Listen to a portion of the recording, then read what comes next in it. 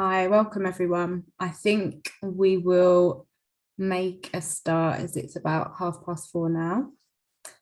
So thank you all very much for joining this afternoon. My name is Natalie Merrett and I'm the Head of Knowledge Dissemination in Schools at the Anna Freud Centre. I'd like to warmly welcome you back to the first seminar of this new year, which is focused on healthy coping strategies for young people.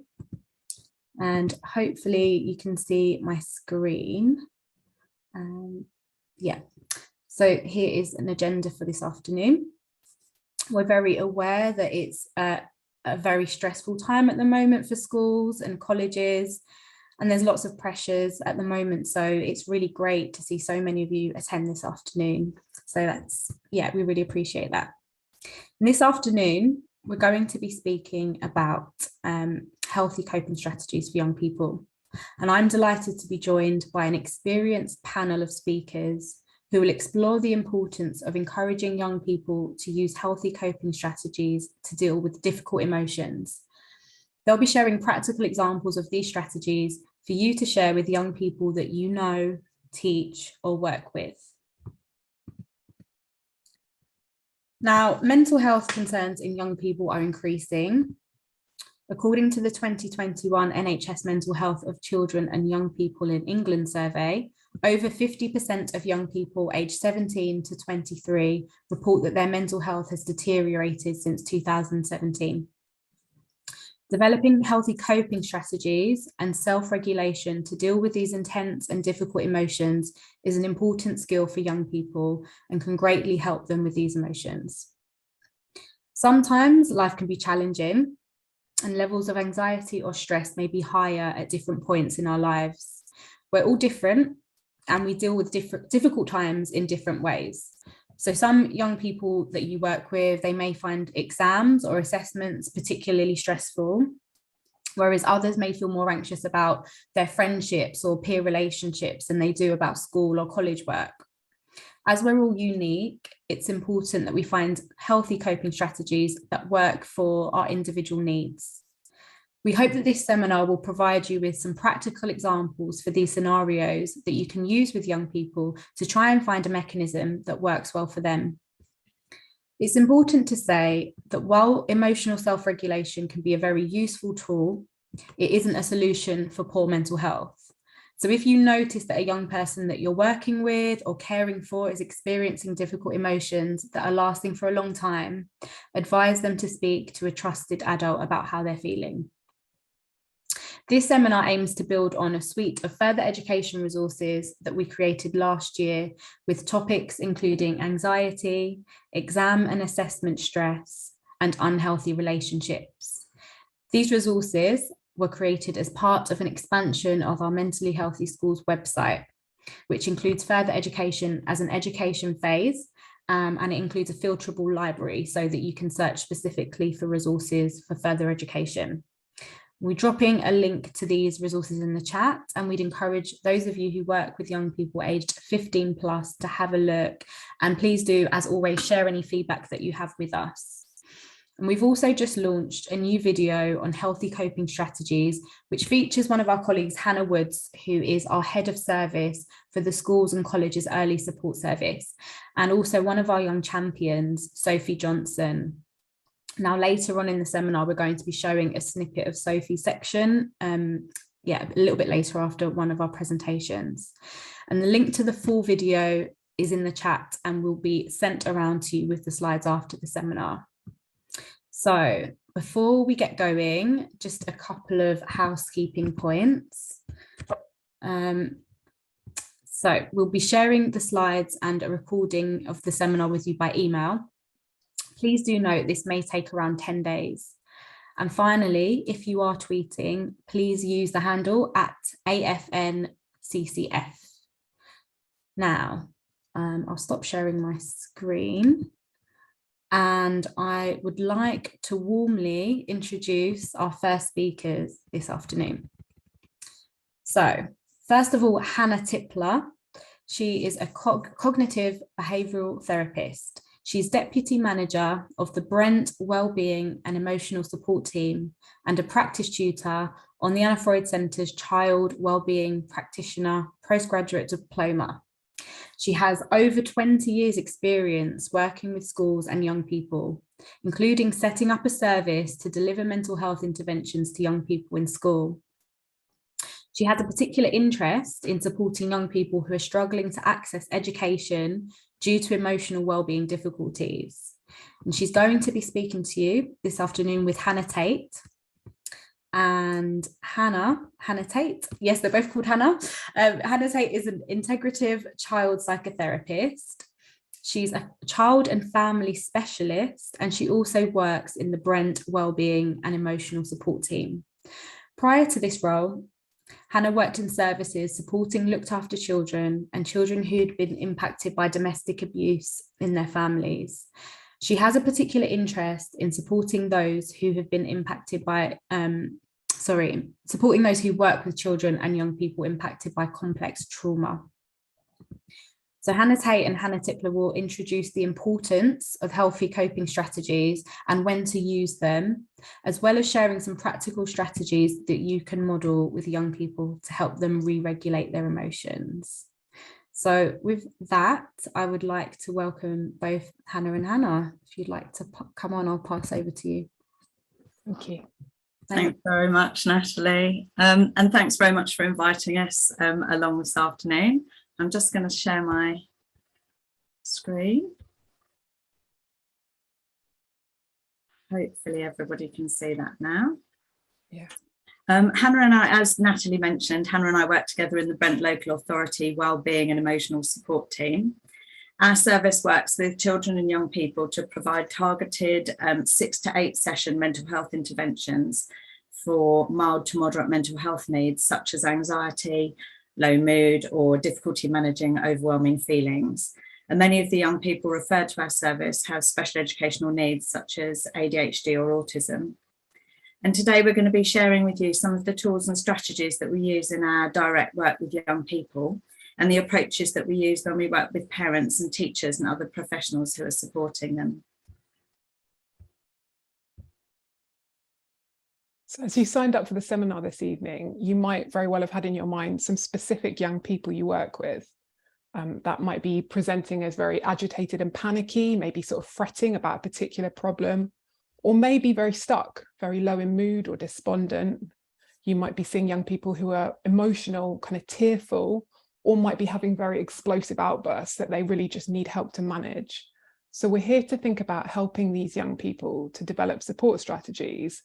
But of course, to begin with, we're going to start with checking in with ourselves.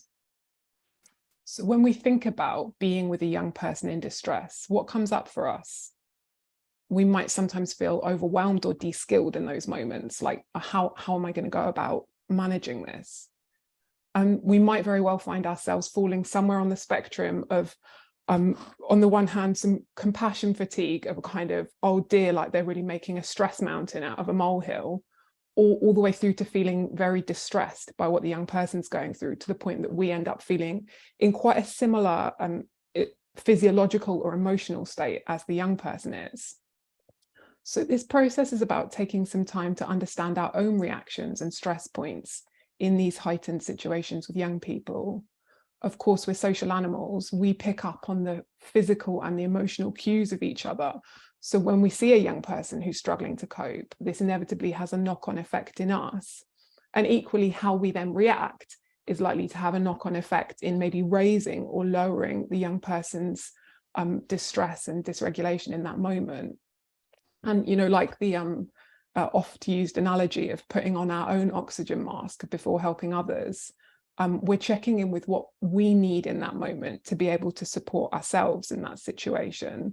And, you know, I hope it goes without saying that the toolkits we're going to be discussing today are just as important for us to be using, you know, as humans, as professionals, for our own healthy coping needs, as they are for the young people that we're supporting. So I'd just like you to just think for a moment of a time in your life when you were upset and anxious. Try not to take yourself back to anything too distressing. But a time when a person stepped in to be with you. What was helpful about how they were with you? What was their attitude like? Have a think, did they ask you questions or did they tell you what to do? Just think about what their tone of voice was like and what their body language was like. Did they offer you words of empathy or did they help you to solve the problem? Perhaps someone who was less than helpful to you has popped into your head. What was it that was less helpful when you were distressed? Many people will have experience of telling someone in their life about a problem and being met with a whole load of suggestions when really what they wanted was to feel listened to or empathized with.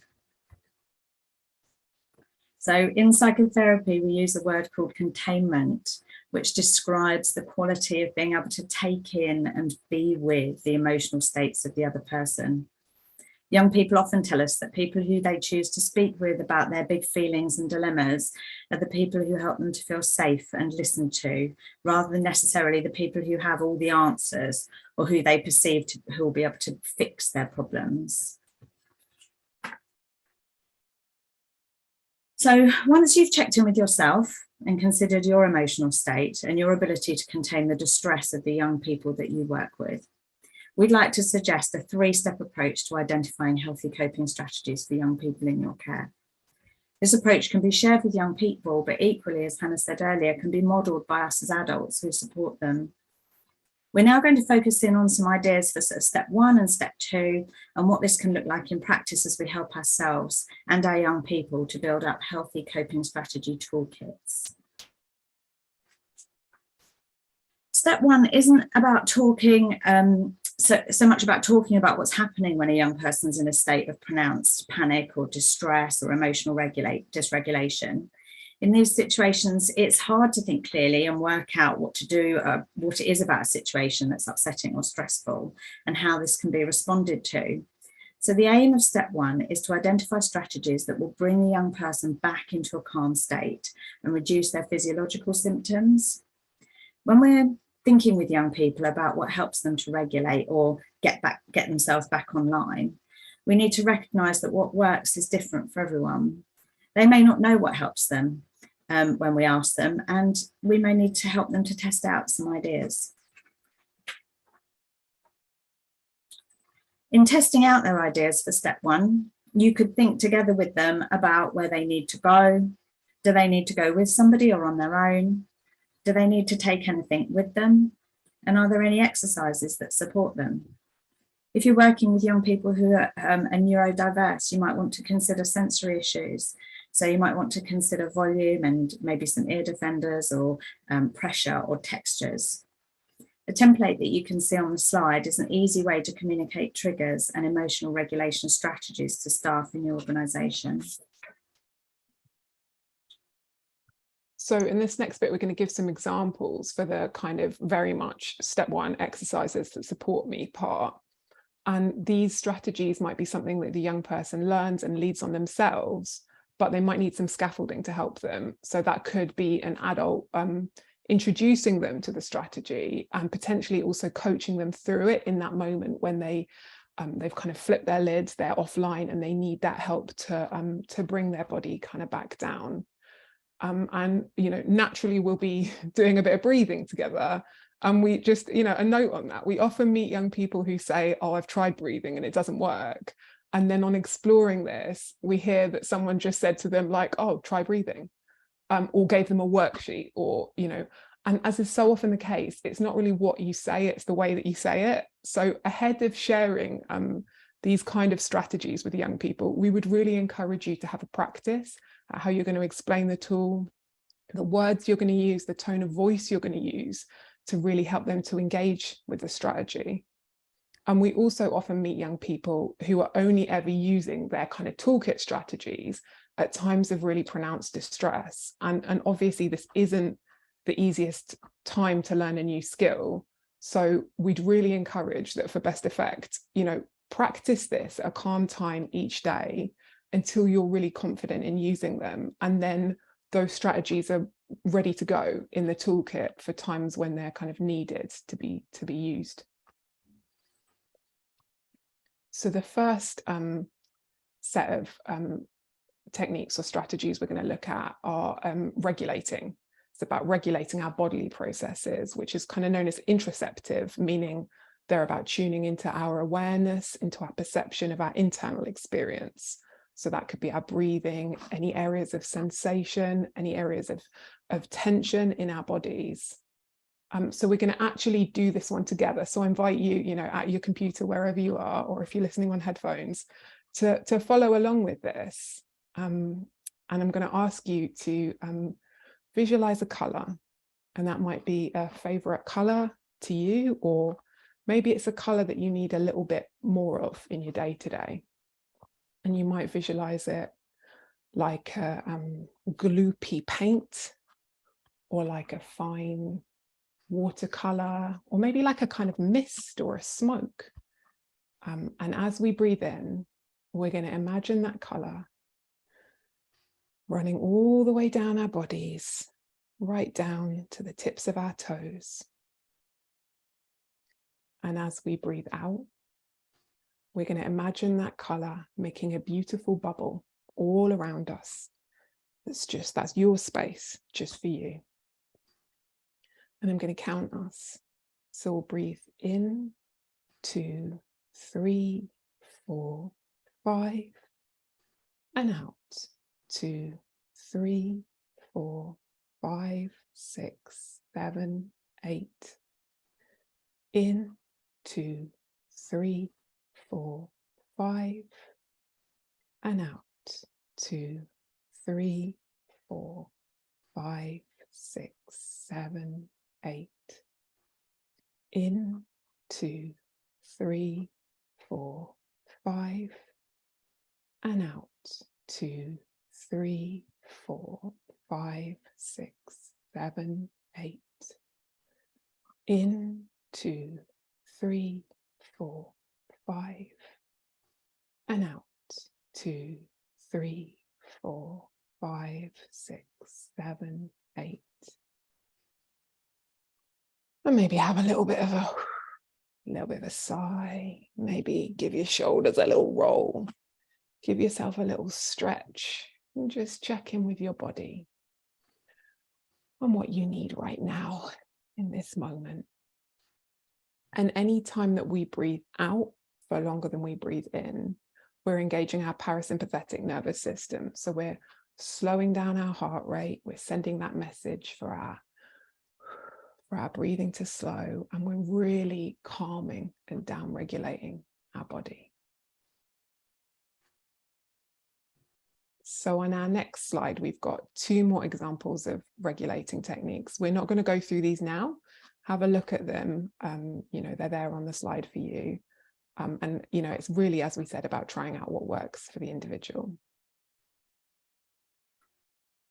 So Hannah looked at interoceptive emotional regulation techniques, and I'm going to talk about exteroceptive grounding techniques. Exteroceptive is tuning into our awareness or perception of our external environment. So it's really helpful if we're feeling very stuck in our internal experience. So this is useful for young people who are heading into a panic attack, or for a young person who's experienced trauma. And they experience flashbacks or dissociation, and they just need that conscious reminder that they're in the here and now of this environment. And I'm going to invite Hannah to do this technique with me. So Hannah, this is a really helpful technique for when you're feeling really overwhelmed by your body and your thoughts are racing. And we're just going to see if it helps you to feel more in the here and now. So first of all, it's called the 5, 4, 3, 2, 1 technique. And we're going to start with 5 things. And I wonder if you can tell me 5 things that you can see. I can see your little face on the screen. I can see the wood of my desk. I can see my very colourful pen pot. And I can see the bright yellow of my water bottle, and I can see the wire trailing down from my lamp. Great, that was 5. Well done, Hannah. And can you find 4 things that you can touch? See if you can actually touch them and see if you can find different textures around you. So I can feel the smooth of my desk. Mm-hmm. And my phone is like, my phone case is kind of squishy. That feels quite different. Mm-hmm. And then I've got like a fluffy cushion on my chair. And I can feel the floor under my feet. Very good. So 3 things. You're going to have to listen really carefully for this one, because this is 3 things that you can hear. It's probably a little bit quiet, is it? I can actually hear, I don't know, I hope you can't. I can hear my family in the next room because I'm working from home. I can hear a kind of staticky sound. And I can kind of hear, a little bit of traffic going past outside. Well done. Okay, and it's slightly more tricky. Can you find 2 things that you can smell? You might be able to need to pick something up, or you might smell your clothes for some washing powder or cooking smells. Yeah, my jumper smells kind of a bit like lavendery kind of smell. And I'll smell my notebook. I like that paper smell. Yeah, I can smell 2 that. things that you can smell. Last one is 1 thing that you can taste. Have you got a taste in your mouth at all? Have you got a drink you can sip? When my camera was off, I was drinking. I have a like lemon and ginger tea, so I can taste that. Perfect. And so hopefully you're feeling very present in the room, and this is just to remind you that you're here in this space right now, and that you have everything you need.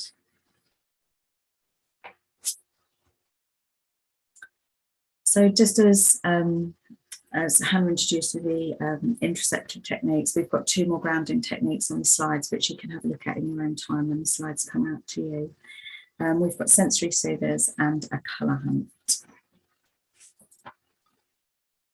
So we'll just move on briefly to kind of distraction techniques, or refocusing techniques. They're also often called.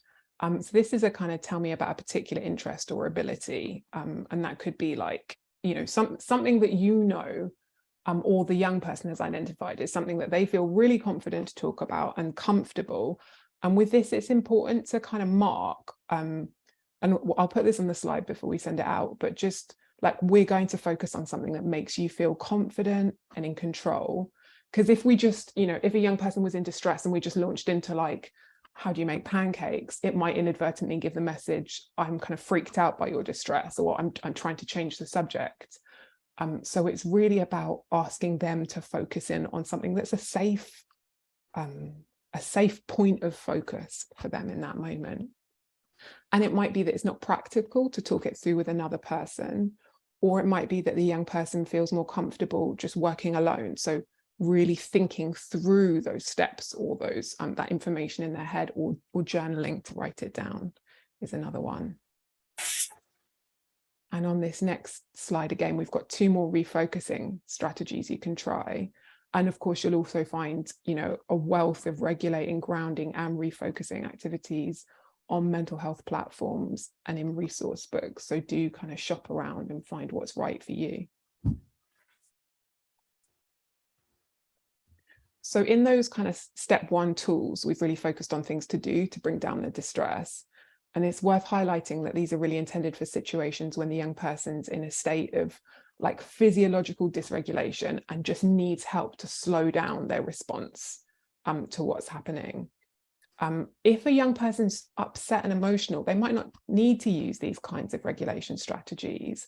And introducing these might even give the impression that their big feelings are too much to handle or need to be gotten away from. So there's something about just affirming it's okay to have a good cry that can be a really helpful intervention in itself. Just kind of sitting and allowing sobs to gently subside. And I really like in this image on the slideshow, you know, one person has their hand on the young person, which might be appropriate to your kind of role and to your relationship with the young person, maybe like a touch on the arm. It might not be, but the other person in the image, just they have their hand on themselves.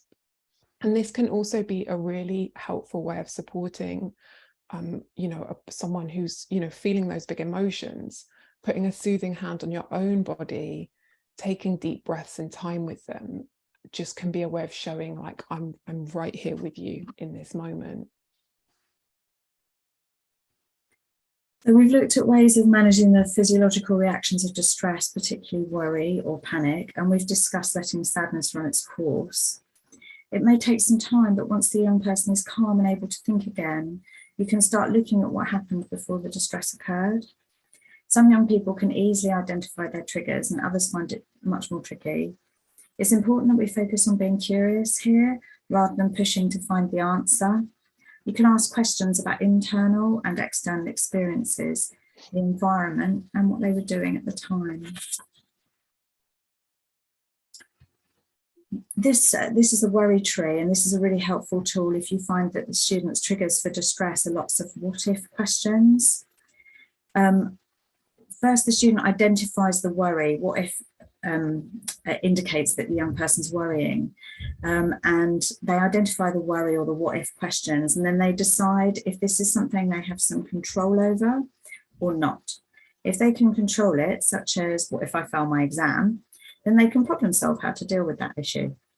But if the worry is hypothetical, what if my cat gets ill, then they can work on changing the focus of their attention away from their worrying thought. And many young people find this structured response really helpful. It's really understandable that many school and college staff don't have the extended periods of time to work through things that might be triggering distress, worry, or stress. In that case, you can support young people to investigate this for themselves and become detectives for their own triggers. This short script gives you an idea of how you can encourage this. You might say something along the lines of, sometimes people are overwhelmed by all sorts of things. It can be something that popped into your head, something in the environment, or a memory. Your body's back online now, and it's okay to go back to your day. But if this happens again, try and notice where you are and what you're thinking and feeling before you felt like this. It might help us to work out what's going on for you. Maybe you could write it down so we could look at it.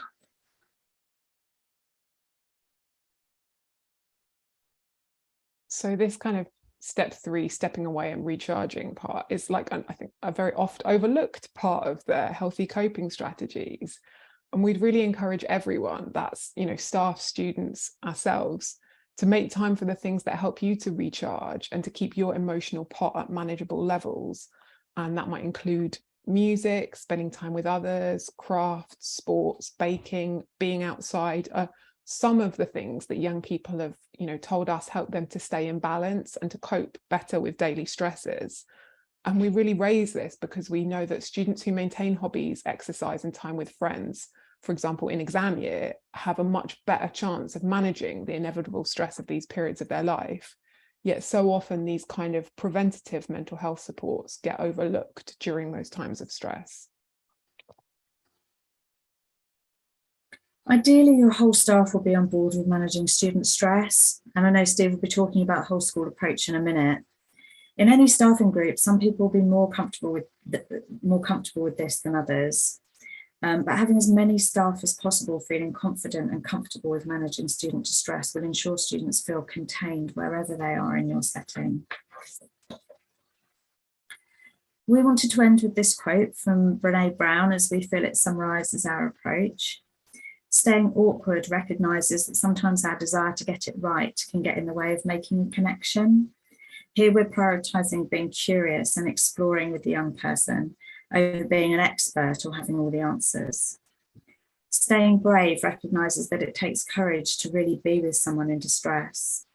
And staying kind highlights the practice of kindness to yourself and to the young person in moments of distress, remembering that it's not so much what you say or how you do it, and offering a calm, reassuring presence as your young person weathers the storm. Thanks very much for your attention this afternoon, and we're looking forward to answering your questions. Thank you. Thanks. Thank you both. Thank you so much for that. I found that really useful. Lots of useful information to take away and lots of practical tips, hopefully for people on the call to consider with their young people. So yes, we will come back to you both at the end for some Q&A. There's been quite a few questions coming in as you've been talking. So yeah, thank you both so much, Hannah and Hannah. Now moving on. So before we move on to our next presentation, as I mentioned at the start of the seminar, we have created a new video to complement this seminar on the topic of healthy coping strategies. So we're going to share with you a short clip from Sophie Johnson, who is one of our young champions at the Anna Freud Centre. Now, in this clip, Sophie talks about visualization as a technique and how she uses this strategy when she's feeling stressed and anxious. And again, the full video can be found via the link in the chat. So I'm going to hand over to Hannah to share the video with you all. Hi, I'm Sophie, and I'm a young person that has lived experience of mental health difficulties stemming from the difficulty of being a young person living with chronic pain. I tend to have experienced over the past couple of years quite a lot of difficulty surrounding quite negative thoughts, negative thinking patterns around myself and the pain I experience. And I've, over time, through a lot of practice, developed some strategies to help myself. So when I'm experiencing sort of a great deal of stress or anxiety, a strategy I tend to find myself gravitating towards is visualization. It's also known as guided imagery, but sort of acts of using my imagination to my advantage to conjure up imagery that I am able to then use to sort of combat those difficult thoughts that I might be experiencing and sort of distract myself from them and distance myself from them.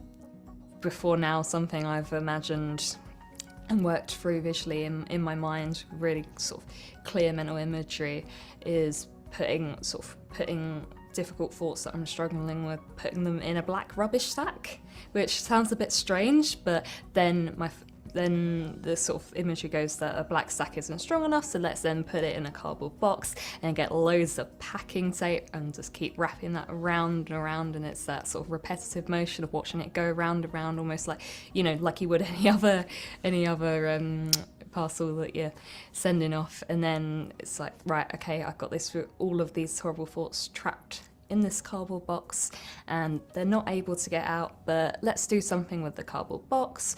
And it's sort of, I can feel myself as I'm sort of then visualizing what am I doing with the cardboard box. Like before now, I've then gone, let's stick it in a rocket and visualize that rocket going off into space. I can hear the sounds it would make. Sort of, I can visualize all the smoke, the sort of the whoosh as it goes up, and that box full of those thoughts is getting further and further away from me.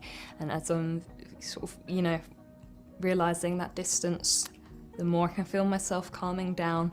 And then, let's just to make sure the thoughts are gone and they're never going to come back. Oh look, the rocket's going past a black hole. Let's eject the cardboard box into the black hole.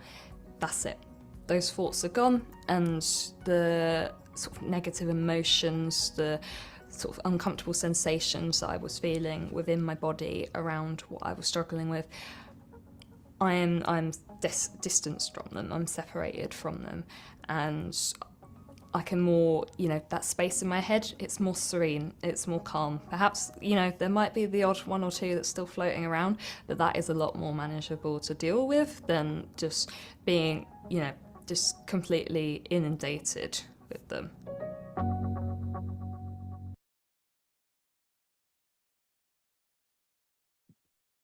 Thank you very much. I hope that you were able to take something away from Sophie's visualization strategy that perhaps you could share with some of the young people that you work with.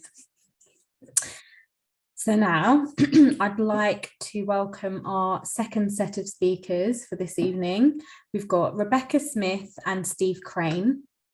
And Rebecca is the head teacher of Sale Grammar School, which is an 11 to 18 state secondary school in Trafford, as well as being a mother to 3 teenage girls. She trained as a biology teacher before moving into school leadership and has worked in a range of different secondary settings, with her last headship being in a secondary school in North Manchester.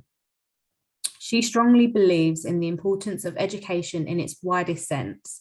And as well as being an educator of children, she also supports other leaders outside of her setting by facilitating leadership courses and through her involvement as a coach. And Steve is an assistant head teacher, also at Sale Grammar School, as well as a father to 2 teenagers. He trained as a PE teacher before moving into school leadership. Steve is also one of the designated safeguarding leads at the school, as well as the mental health lead. Steve deals with student mental health issues on a weekly basis and is experienced in utilising various coping strategies to manage student welfare. Steve and Rebecca are going to discuss the importance of aligning your school's vision statement and strategy to your mental health and wellbeing offer, and also explore the part that all school staff can play in making sure that young people develop their understanding of healthy coping strategies. They're going to illustrate these with very specific practice examples within their own setting. So Rebecca and Steve, welcome. Thank you so much for taking the time to speak to us this afternoon. I'm going to hand over to you both now. Thank you.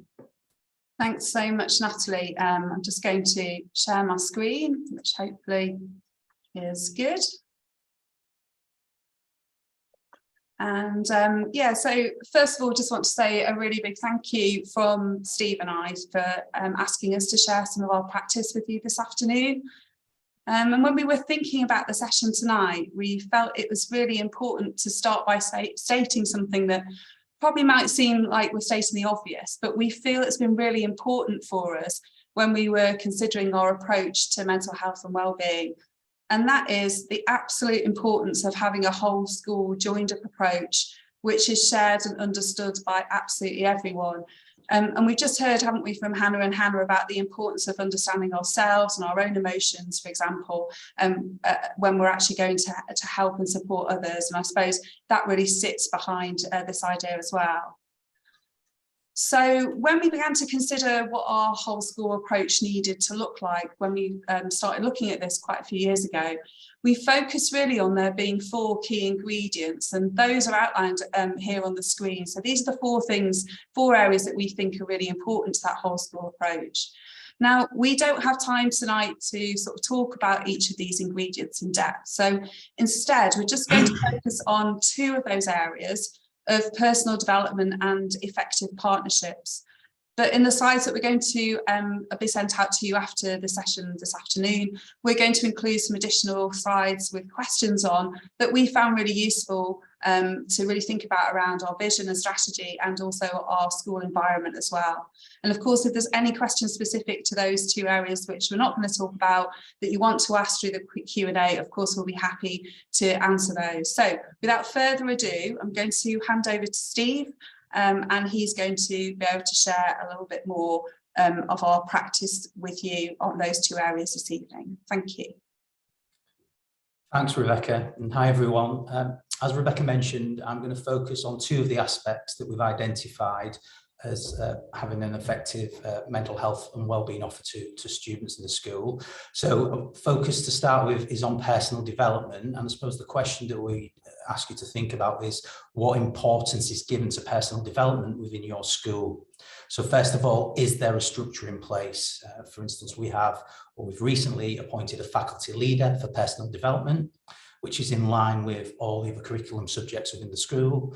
And our personal development faculty leader has responsibility for other staff. So kind of under her wing come a personal, social, health and wellbeing coordinator, a careers, citizenship and economic wellbeing coordinator, personal enrichment coordinator, and then 4 heads of hall.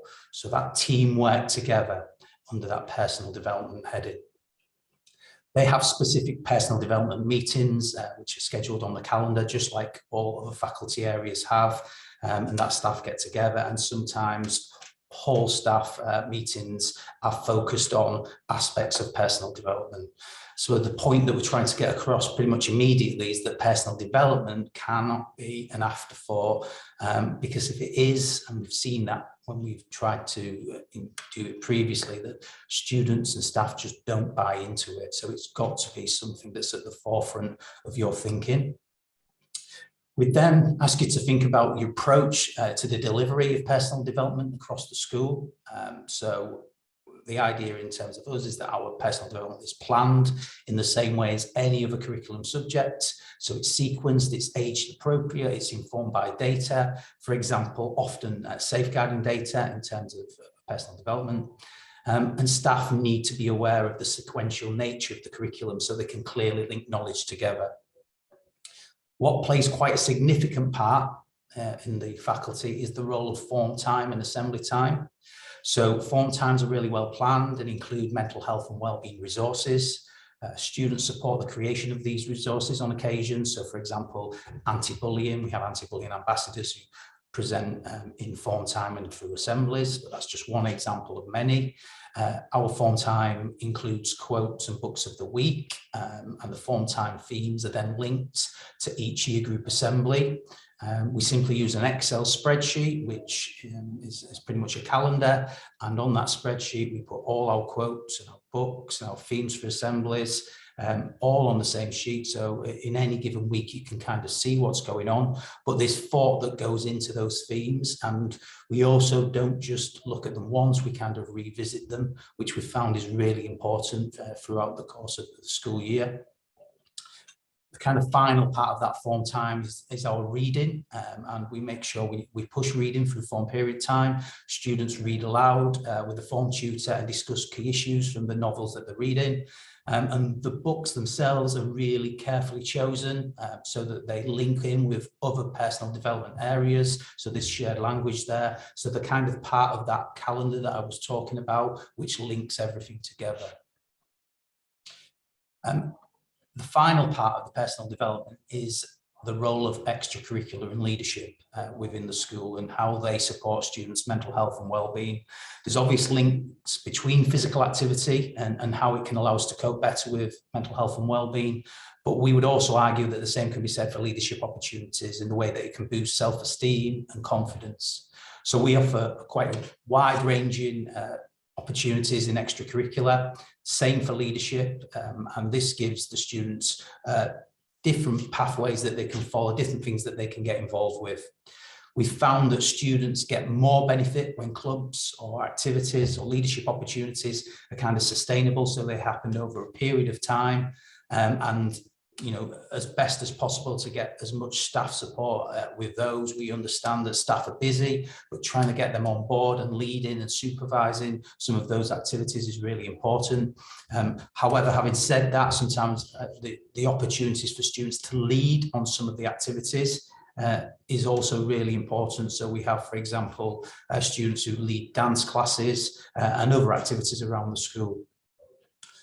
On the next slide, on this slide, there's a quote taken from our school student questionnaire that we did last year on the importance of extracurricular, and that 70% of the students do think that it helps with their confidence and their attitude and their physical, mental health and resiliency.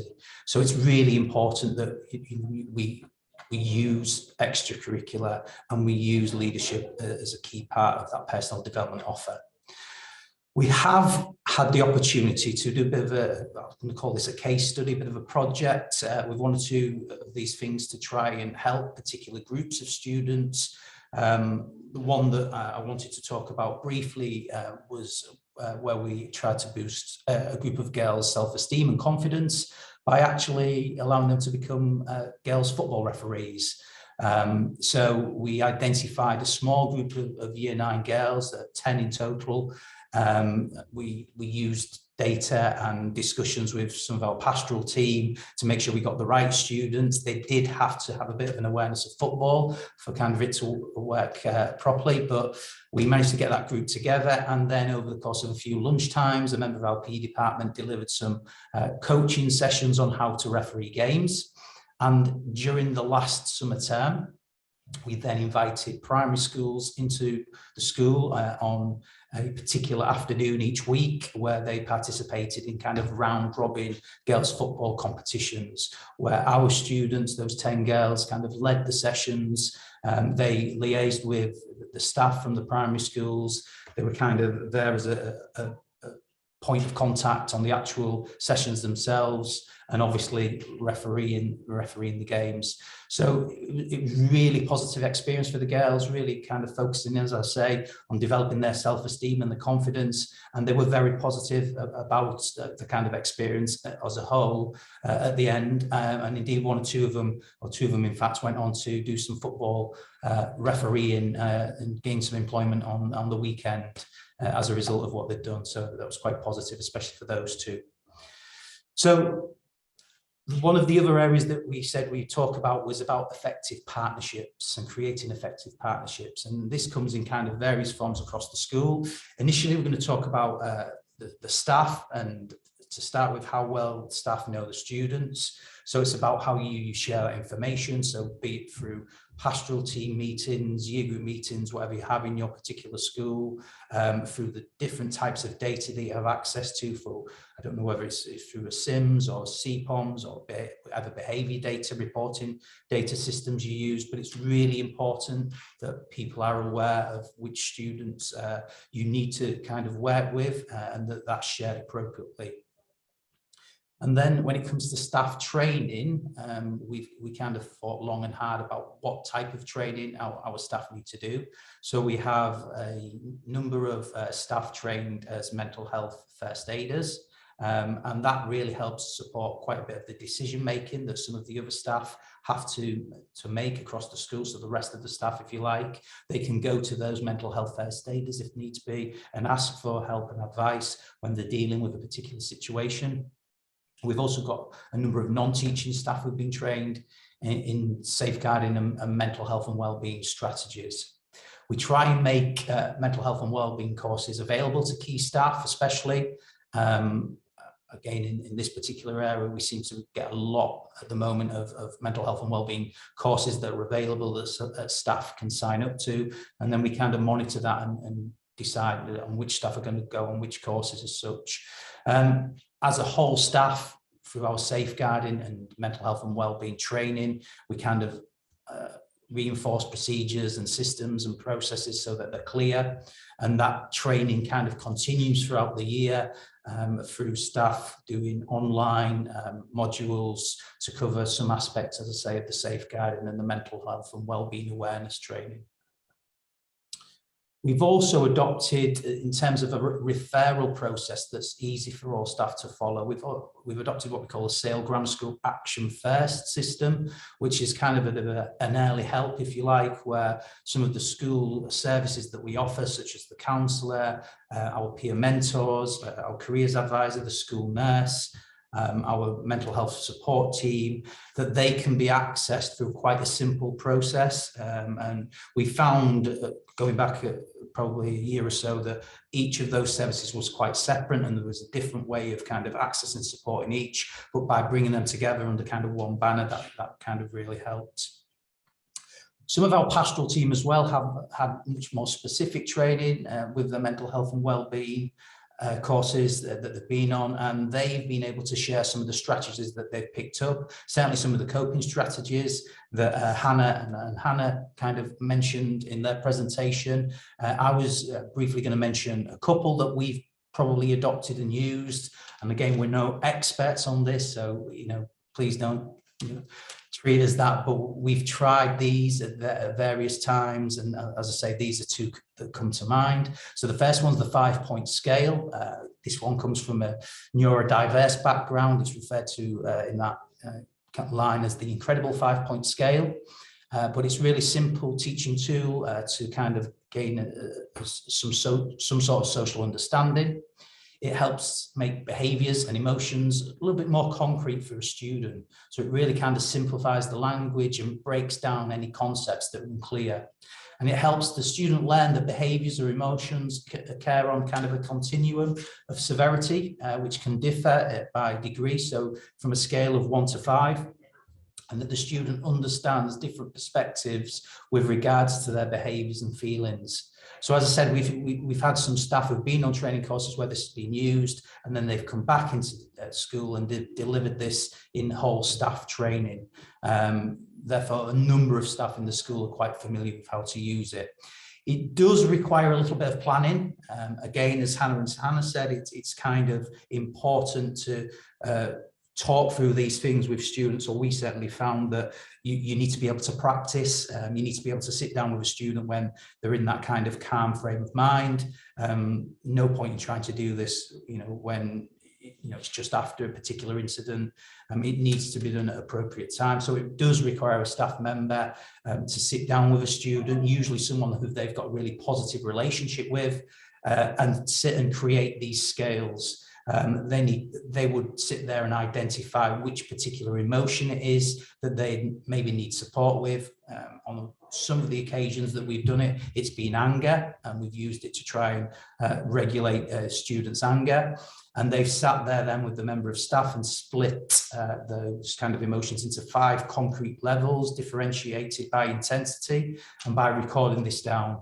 And as you can see from the slide, there's kind of some visual examples there of the types of things you can record down. So for example, with anger, when a student perhaps describes a level 1, they might describe that as being absolutely calm, very chilled, very relaxed. But then on the opposite end of the scale, number 5, extremely angry, about to smash something, about to say something inappropriate, all those type of kind of things that a student that can potentially happen to a student when they do lose control.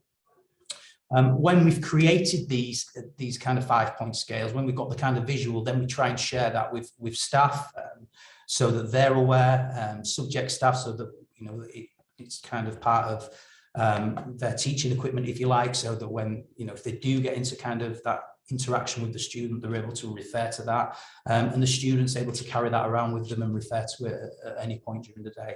So it can be a very useful tool that we found has worked on various occasions, not all the time, again, but certainly on some occasions that we've used it, it's been very helpful. The other thing that we've kind of used a little bit is mindful breathing. I won't go through this in the same way as say Hannah did on the last presentation, but we've kind of used the 5-5 breathing technique quite a bit. So kind of holding in the breath for 5 seconds, breathing in for 5 seconds, holding the breath in for 5 and then breathing out for 5, but then kind of attaching that to some kind of mindfulness activity. So kind of tracing the fingers on the hand whilst using that kind of breathing technique. So again, that's something that most of our staff can be familiar with. And again, mixed success. Sometimes students kind of pick up on it and kind of use it really well. Sometimes it takes a little bit longer, or students, it's not something that they can really find useful. So moving on, I just wanted to talk a little bit about a resiliency group that we've also created to try and help students when they're coping when they've got to cope with various emotions. So one that comes to mind is one we did right at the beginning of, I suppose, our journey to making the school more have this mental health and wellbeing offer that we felt was appropriate. So this was again identifying students using prior data to making sure you knew which students should be in the resiliency group. I think on this one, we used the student resilience survey to identify our group. And then this particular group worked together every week for 6 months, engaging in a variety of activities to engage and develop their interests. So the sessions were facilitated by some of our staff, some outside staff as well, but it included things like Pilates and yoga, mindful breathing, Tai Chi, and most of the activities students had never experienced really before. They provided weekly feedback on the sessions, whether they'd enjoyed the sessions, whether they'd not enjoyed them, and that helped to inform what we did kind of moving forward. And then the final part of the project, as we got towards the end of the 6-month process, was for the students to participate in the Miles for Mind challenge to raise funds and awareness for the mental health charity Mind. So it was kind of giving them a bit of a goal and a focus as a group to work towards. Again, I think that there were some really positive benefits to it. The projects, was, as I said before, not only beneficial to the student, but it gave the school a bit of an awareness of what else we could do at that particular time to promote mental health and well-being. And it really did make us consider, and as a result, actually, our mental health and well-being policy was pretty much created shortly after that. All right, I'm going to whiz through some of the other kind of partnerships that we kind of focus on because I am aware of time. So for students, getting students involved, so it's not just about staff, it's students sometimes supporting our mental health and wellbeing offer themselves. So as I mentioned before, we've got anti-bullying ambassadors, we've got students in various leadership roles across the school. They participate in the Be Well survey in Greater Manchester, which is a kind of local survey to focus on, the health and well-being of students within the Greater Manchester area.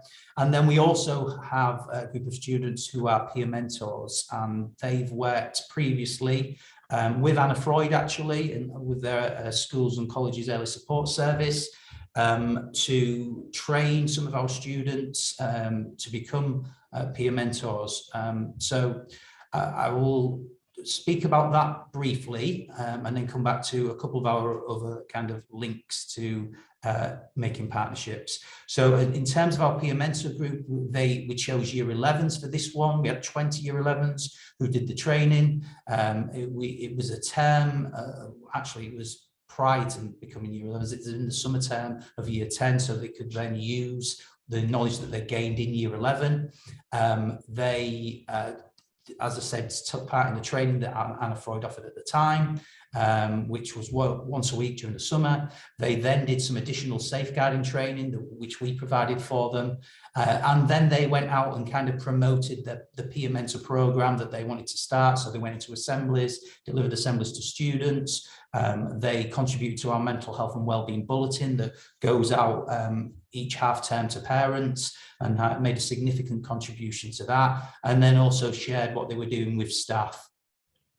Once they'd kind of done that, the following September, they were ready to start talking to students and mentoring the students. So in practice, each mentor is assigned a mentee through our referral system, which I mentioned previously. And the referrals can come from any member of staff, or it could come from home, or it could come from a student himself. Our mentors have a designated meeting space that they can book out, which is kind of a quiet, calm space, and then they can meet with their mentee each week or whenever it's appropriate. In the first meeting, they sign a contract to agree on how the relationship will work, and they will continue to meet for as long as it's needed in terms of the support. Our mentors have also had the opportunity to reflect on the sessions by completing a performer that they then can share any concerns that they've got with a peer mentor lead who's a member of staff. So if there's any kind of safeguarding concerns, for example, that come out through some of those meetings, then there's a member of staff who can coordinate it. Feedback again has been positive, and we're looking this year to try and expand the program because those 11s are now in year 12. So we're now looking, we're just about to start training our next batch really, and looking at using some year 9 students as well as year 10 this time round. So that's something that's kind of been really positive. Just going back to some of those partnerships that we have, as I say, I've mentioned the students, but it's parents as well and how we involve those. So we've done a lot of work getting parents into school, since COVID, and we've returned from lockdown, so we've had meeting SLT afternoons, we've had parental coffee mornings. As I mentioned previously, we've got that mental health and wellbeing bulletin. We've done mental health and wellbeing webinars on various topics such as managing teen emotions, the benefits of sleep, e-safety, various other things. So that has been something that has gone really well in terms of that contact with parents, and our parents have kind of really engaged with those webinars. They found that quite useful. The feedback we have from those is very positive. And then finally, the external agencies that we can kind of work with, that we can partner up with to offer support. So as I mentioned before, we've got school counsellors, school nurses. We have a mental health support team in Trafford, which is part of the Trafford Thrive initiative. We do use Anna Freud, and as I said before, in their early support service. We link in with Trafford and their early help. We've had some great stuff on attendance from them. And there was one thing that I was going to share with you on attendance, but I think in terms of time, I'll leave that, but it will be in the presentation, so you can have a read about their attendance tool for students who've got some emotional difficulties and trying to avoid school for whatever reason. So I think that's about it from me. I know I've gone on quite a bit there. I do apologise for that, but if there is any questions, obviously, when we move on to that section of the presentation, then please feel free to ask. Thank you. Thank you. Thank you both. Thanks, Rebecca. Thank you, Steve. Thank you so much. That was such an enlightening presentation, and you have done so much work at Sale Grammar School. So lots of comments just sort of praising you on all of the hard work that you've done to support your pupils' mental health and your Ofsted. So clearly it's really having an impact on your pupils. So at this point, I would like to invite the panel back for the Q&A. If you'd like to come back, and we will go through some of the questions that you've all been sending in.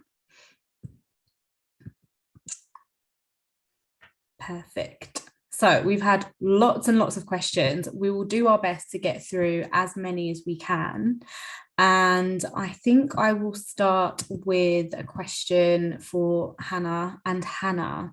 So one of the questions, well, we had a couple of questions about sort of age appropriateness for the techniques. And in particular, are the techniques that you spoke about, are they relevant or appropriate for also older adolescents, so sort of age 16 to 18? And then also a comment about if they're appropriate for much younger students, so early years. I'm happy to start that. I think the techniques are absolutely suitable for older students.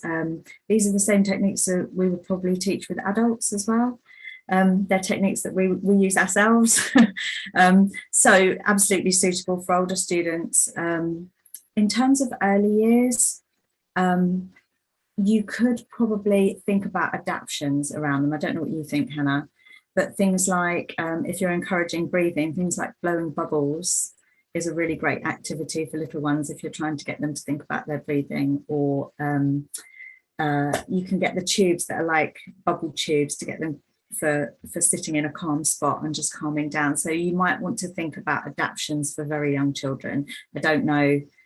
What do you think, Hannah? I'd completely agree. And I think I just like seeing the comments blow up with loads of questions about relationships, which is so completely important. And I'm sure that's something we'll get onto. But I would think about this in an early years setting or in a primary, and with some of your more distressed, traumatized children, you know, higher up in school, in college, about who is the trusted person or the trusted people who are going to be able to really effectively scaffold that. And, you know, going back to those questions that Hannah Tippler was, you know, where do you go when you're upset? What do you need? Who do you need to be with you? What are the kinds of things? And I think that like so many people who work in early years settings just know this really innately, what that tone of voice is that gets that child, how close they need to be, what that you know, reassuring touch is, and how we can kind of really prepare for it. And so much of this is about that planning in advance, really. It's about having those ideas, those strategies, talking them through with the young person or the little child in a way that is kind of appropriate to them. But when those great big feelings come out, how are we going to look after you in that moment? So I think a lot of it is preparing, planning, having it in the toolkit. And maybe, you know, if you're in early years, the adult is holding the toolkit. You're not, you know, we're not going to go off you pop, you know, 4-year-old, just, you know, sort yourself out with some of those strategies. Absolutely. Thank you both. That's brilliant. So next question, I'm going to direct this to Steve. There was lots of requests that came in about the book list that you recommend to students, and whether you'd be willing to share that list. Yeah, I'm sure we could kind of put something together about the books that we've used in school. There's no kind of big secret with those. We did kind of spend quite a bit of time, some staff actually, reading some of the books to make sure that they kind of were age appropriate. And you know, that they were kind of covering the topics, really, the themes that we really wanted them to cover. So yeah, I'm sure we can put something together and share that with people. That would be brilliant, thank you. And on that as well, someone had asked about the 5-point scale that you mentioned and whether it was more suitable for Key Stage 3 or 4, or whether it could be used for both. Yeah, I think we've used that with both actually. We used it the other day with a Year 10 student actually, again regarding regulating anger. But at the same time, we've used that, I know specifically with 2 Year 7 students with particular SEND needs this year. So I think it can be used across, across the full range. I would even go as far as saying 6th form as well. Excellent, thank you very much. And another question for Steve and Rebecca. This came up in different formats, in different ways, but basically the concept around buy-in. So either SLT buy-in or just general kind of buy-in across the whole school.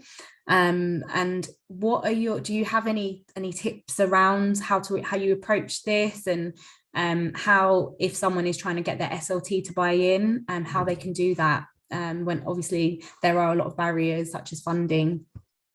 Do you want me to take this one to start with, Steve? Yeah, that's fine. So we did some work probably initially actually as a whole staff. I mean, I suppose it helps. I mean, as you said before, I am the head teacher, so it helps if you can sort of get that buy-in from the head teacher, I suppose. But actually that was led by one of our faculty leaders and myself, and we actually looked at what does wellbeing mean within a whole staff context, and actually used some of the Anna Freud resources to be able to help us with that. So from that and from student questionnaires, etc., we were actually able to create resources for staff, or just a greater awareness for staff in terms of their own mental health and wellbeing. And we've got some of the questions that we can sort of send out later about policies and practice and how that relates, making sure that you know where to go to for help, but also then thinking about what was available for students as well. And from that came the creation, I suppose, of our mental health and wellbeing policy. So I think it's about having a really honest conversation. And then I think the other thing that we were going to say as well, and again, that's some of the questions that we've put out there, is, our vision statement talks about having happy and successful students and staff within the school, and really making sure that everyone understood how we define happy and successful. Success isn't just about having grades or whatever, but success is much more broader than that, and how you find you're happy, and try to link in all those conversations so that when we're speaking to students, we're using the same language, and that's been really important.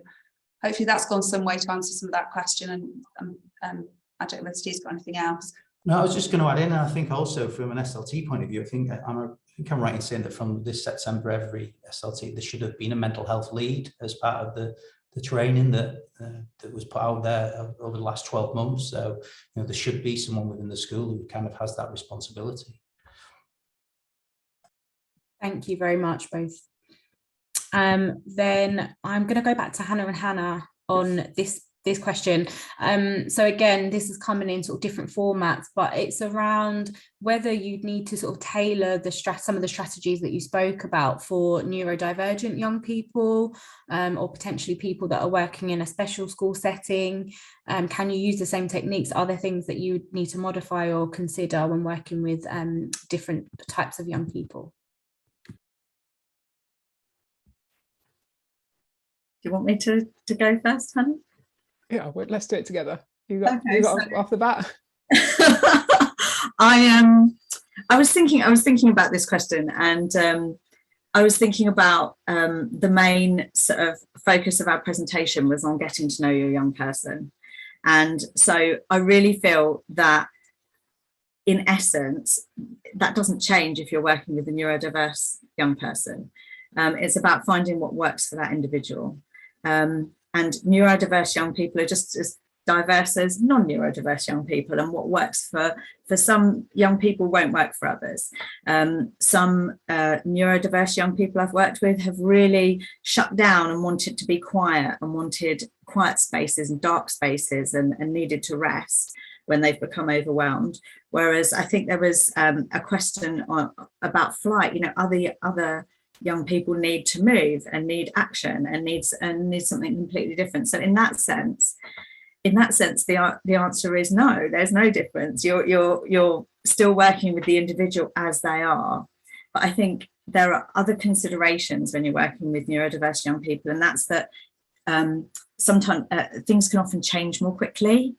So something that works one day might not work the next.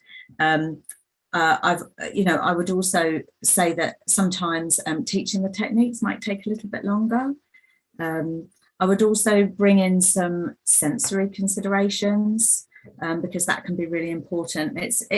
Sensory considerations are still important to children who are not neurodiverse. It can be really helpful for all children, but particularly with neurodiverse children, there might be sensory considerations. Hannah?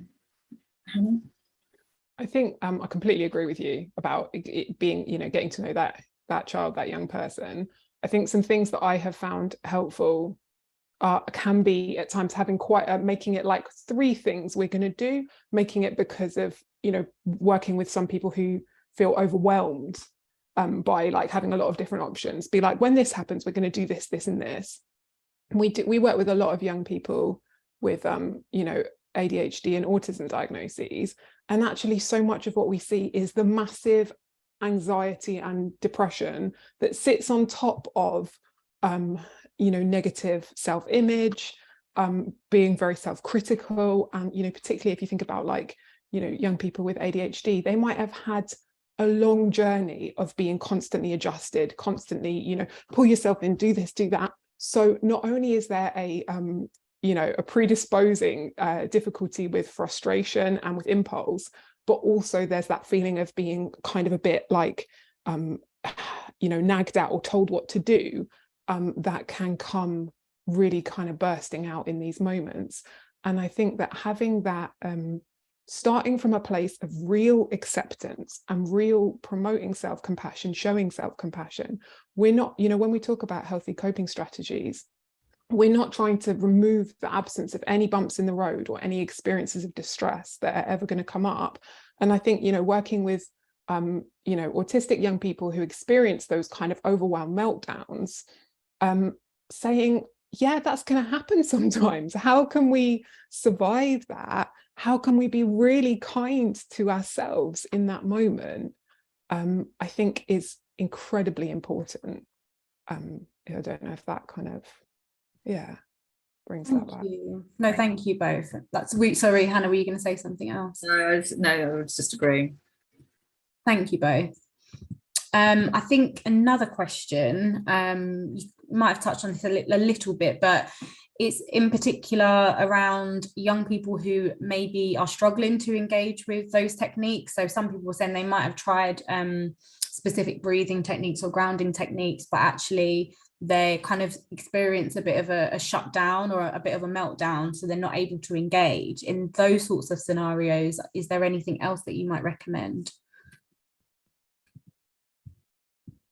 I think again, it's about relationship, and that's it's a massive one, is like preparing for that moment.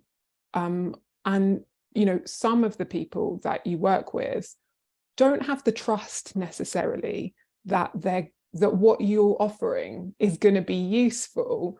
And that might take a long time to build, and it might take a long time of going. I've seen a few people have put what about youth workers? What about other? Yes, that you are the most important people in these children's lives, and no, this app or this worksheet or whatever is going to replace that. But having that thing of I'm noticing this keeps on happening. That must be pretty hard for you. What can we do in that? What happens in that moment? It's that whole conversation and the relationship that supports towards making that. And people have also said, what about people who are using unhealthy coping strategies? And again, I think the starting point for that is understanding that's what gets that person through that moment. If your feelings are too unbearable to feel, and you're gonna get high right now, how can we, in the context of a robust safeguarding plan, how can we understand the need that's meeting and move towards meeting that need in other ways? if that makes sense. So yeah, relationship, I'd say, is the biggie. And I just want to build on what Hannah said. You know, Natalie, the question sort of referenced freeze or shut down, you know, and if I noticed there was a question in the chat about it, and it is about considering what that behavior is communicating. And freeze or shut down is a way of protection. I'm protecting myself in this moment. This is the only way I can cope with whatever's happening to me and these feelings. And you know, somebody asked for some strategies around it, and I think freeze or shut down is going to take time. I think acceptance of that. That it's not going to be something you're going to be able to quickly bring a young person round from. And it's exactly the same as we sort of referred to in the presentation, you know, and Hannah just referred to just now, you know, once they're feeling a bit better, then you can have that conversation with them. What's happening in that moment? What can we do to make you feel better? You know, is there somewhere quiet you need to go? Or, you know, is there something that is going to be more comforting or more soothing than hiding under the stairs, or whatever it is that their behavior is, so that you can really meet that need in a better way, with their help and with their support, and you know, and testing things like we talked about in our presentation. You know, none of this stuff is necessarily easily solved. Sometimes it needs a couple of goes before you find something that is more effective for that young person than the freeze shutdown. And or actually, sorry, accepting that actually may be the only way. And every defense has got a reason for it. And I think we just start with respecting that and work from there. Thank you both. That's very helpful. I'm going to go back to Rebecca and Steve. We had quite a few questions around the sort of training, either that you do with students, and also the courses that you do yourself as staff. So there's kind of two, I think, elements to this. The first one was around the students, and there was questions around whether the students, maybe the older students, are trained as mental health first aiders so that they can support their peers. No, yeah, sorry. I was just looking at that actually on the question. No, they're not actually. They're not trained. But what we did with our peer mentors, we did go through, obviously we were lucky enough to, you know, work with yourselves in order to, you know, do that peer mentor training. But as part of that, as kind of an add-on, we did talk to them about safeguarding and a little bit about mental health and well-being and awareness of that at the same time. But we don't have mental health kind of first aiders in terms of students, and that's just stuff. Yeah, but it's excellent that you were saying about kind of bringing in primary school students as well and kind of doing that coaching and mentoring. I think that's amazing. And there was another question, or a few questions, around your own training as staff, and the fact that there's so many courses out there. There's so many mental health and wellbeing trainings, and how do you ensure that you're kind of deciphering what is actually high quality courses and training? To be honest, I'm not sure we are yet. I think it's quite early stages in terms of kind of what's available. It seems to have exploded over the last few years in terms of what offers we get.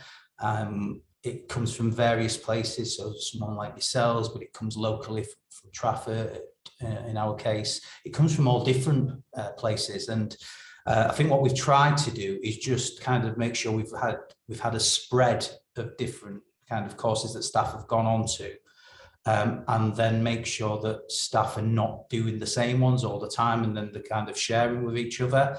And some have obviously been more effective, more helpful than others. I'm not sure at this point I could say, you know, go to that particular place. Obviously, apart from Anna Freud, who do an excellent job with me. Of course. I suppose what I was going to say, Steve, is that we do, you know, use organisations that are known, that are, you know, that are reputable, like such as yourself, and also we do make sure that we check in after the training to make sure that actually we're not giving, I suppose, different advice, or you know what we learn. And as Steve said in the talk, we do look very carefully about what our need is. You know, so actually looking at all our data, as in safeguarding data, all sorts of data that we have available in schools, which is huge, to really help us to say, okay, actually, maybe we're not getting this bit particularly right, maybe you need to think about something such as that, or maybe a need's come up, and then just looking for the expert in that area to sort of plug that need, and trying out a technique, and then sort of coming back as a group and saying, do we disseminate that further or not, as it were. Very helpful, thank you both. I have another question for you, which is around how you effectively work with parents. Obviously, parents and carers are a huge part of the whole school approach and the whole school ethos. So just wondering, yeah, if you have any tips on how you engage parents with positive mental health initiatives. Yeah, so I'm sure Steve's probably got a better answer than me on this, but if I go first, but just want to go back to what Hannah said, that idea about relationships and how important they are, and also the techniques that we're trying out. We can't try them in isolation. So, you know, actually there could be things that are happening at home, or techniques that are being tried at home that are really useful, and actually we can bring those into school and use those as well, or vice versa. Or so Steve, for example, talked about some of the online talks that we've done, and I know in one of those, the educational psychologist that we invited on talked very much about scripts and the importance of using scripts with students, etc. We saw some of that in Hannah and Hannah's presentation, but that idea that actually we're coming from supporting a child from the same place, really. So Steve did give some examples of how we involve parents. We've had mental health and wellbeing information leaflets that have gone home that we've designed as a school, where we've really sort of tried to focus on particular areas. We've used your own presentations, but even prior to that, we were, we had different speakers online to sort of help parents, etc. Steve will be able to talk about other things, but I think actually that's one real positive of the pandemic, the fact that we're able to do things such as this. And I think actually, whereas we might have tried things before, I certainly did in my previous school, and say, would you like to come into school while we talk about these things? There wasn't necessarily as much uptake, but actually when we said, would you like to hear about this online? There was much greater uptake, but Steve might have other things that he wants to say, but those relationships are massively important.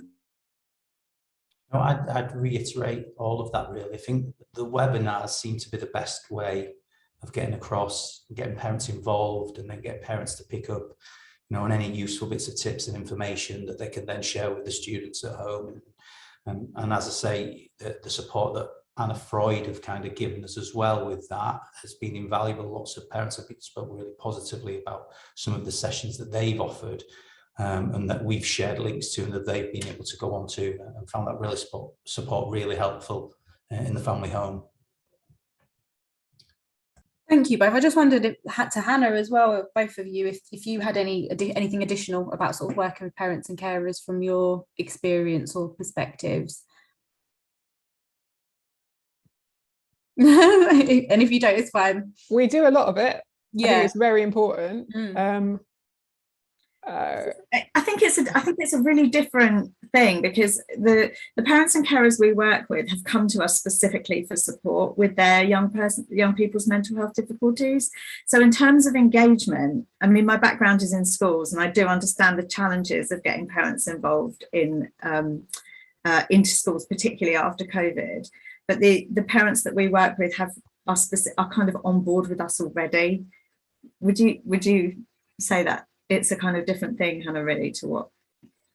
I think I quite often work with where the social workers made the referral. So part of that is also engaging the parent or carer in that process. And I think that can be, but I think there's something about just being really, just linking up communication, sharing the kinds of strategies that you're using, sharing the kinds of approaches that you're using, and giving that information and direction. And I think sometimes giving people normalizing some of what their young people might be going through. You might feel this way and that way. And I think that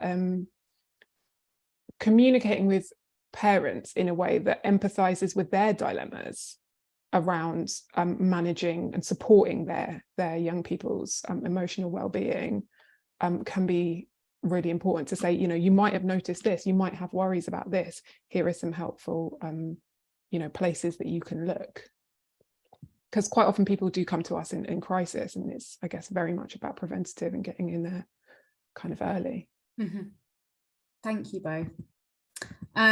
Probably got time for 2 more questions, so going to race through the final couple of questions before we go. So the first one, back to Hannah and Hannah, was around I suppose the difference between some of the techniques. So obviously there's grounding, distraction, mindfulness. Are there any differences?